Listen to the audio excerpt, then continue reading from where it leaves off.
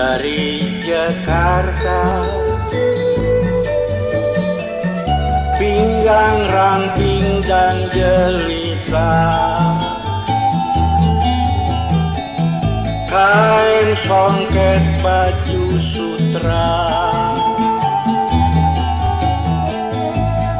sedap dipandang mata. Lahir di Cirebon, Jawa Barat pada 1916, darah seni Rukiah mengalir dari orang tuanya yang seniman sandiwara. Sejak kecil, ia sudah bersentuhan dengan dunia panggung.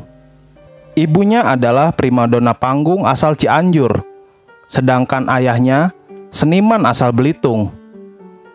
Kedua orang tuanya mengembara bersama rombongan komedi bangsawan. Kegemaran Rukiah waktu kecil adalah bernyanyi. Ia tampil pertama kali bernyanyi di depan publik pada usia 7 tahun saat mengisi selingan di panggung Rohani Opera. Di usia 14 tahun, Rukiah mulai tampil dalam rombongan komedi bangsawan orang tuanya, mengisi peran-peran kecil.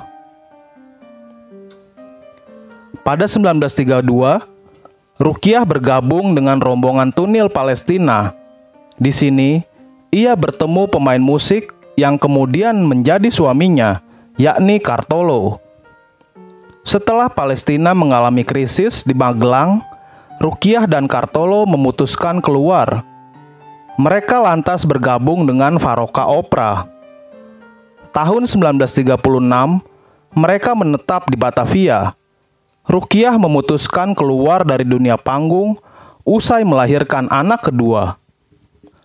Pada 1937, Rukiah ditawari bermain film oleh sutradara Belanda Albert Balling di bawah perusahaan Algemeen Nederlands Indisch Film Syndicaat atau ANIF.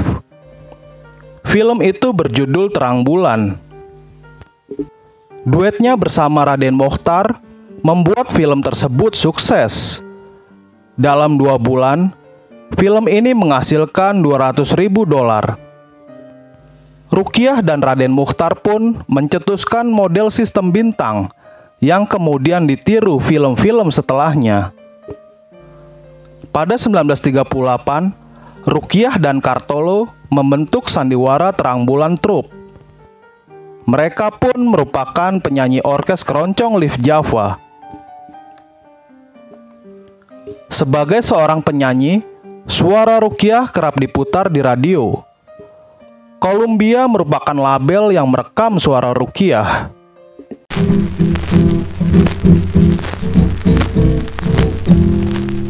Bangunku waktu fajar,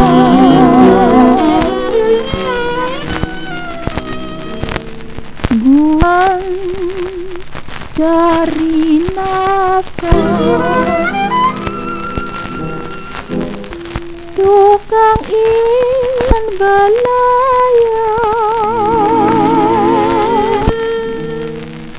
tapi kita kesawah.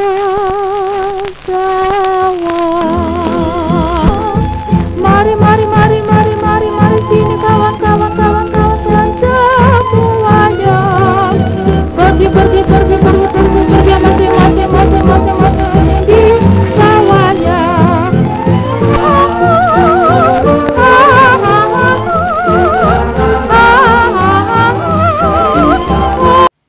Pada 1939, Rukiah dikontrak satu paket bersama Kartolo dan Raden Mochtar oleh perusahaan film Tans Film Company.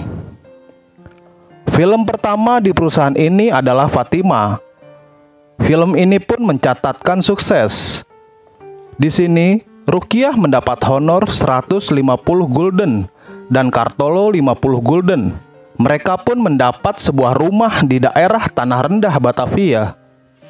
Setelah itu, ia membintangi film Gagak Item dan Siti Akbari pada 1939, Ruki Hati pada 1940, Sorga K7 pada 1940, Kuda Sembrani pada 1941, dan Pusaka Terpendam pada 1941. Ketika namanya semakin populer, wajah Rukiah terpampang di banyak majalah dan surat kabar. Ia bahkan menjadi bintang iklan sandal merek Macan dan mesin jahit merek Singer. Pakaian yang dikenakannya di film-film yang dibintanginya pun menjadi tren perempuan kala itu. Misalnya, kebaya yang dikenakan di film Siti Akbari laris manis di pasar. Lalu, lahirlah istilah kebaya Siti Akbari. Saat Jepang menduduki Indonesia pada 1942 hingga 1945, Rukiah dimanfaatkan sebagai seniman yang terlibat dalam program propaganda. Bersama Sarifin, ia muncul bernyanyi dalam lagu Bekerja pada 1943.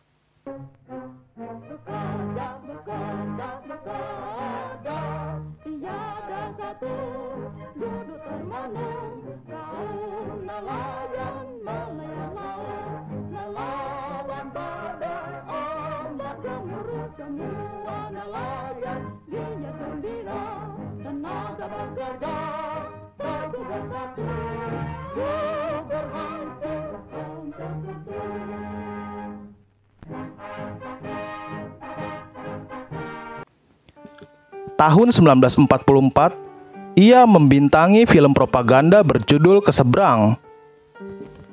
Ia pun berkeliling Jawa dengan sebuah rombongan teater untuk menghibur tentara Jepang. Rukiah jatuh sakit dan keguguran pada Februari 1945.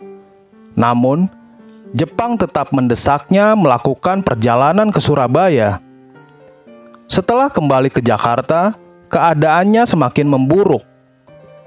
Ia meninggal dunia pada 2 September 1945, beberapa minggu setelah Indonesia memproklamasikan kemerdekaan.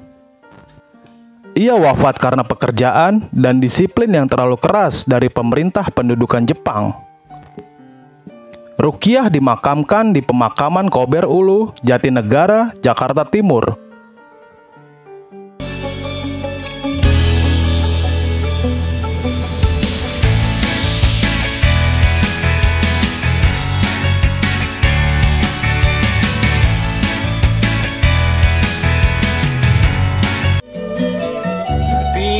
Licin hidung mancung,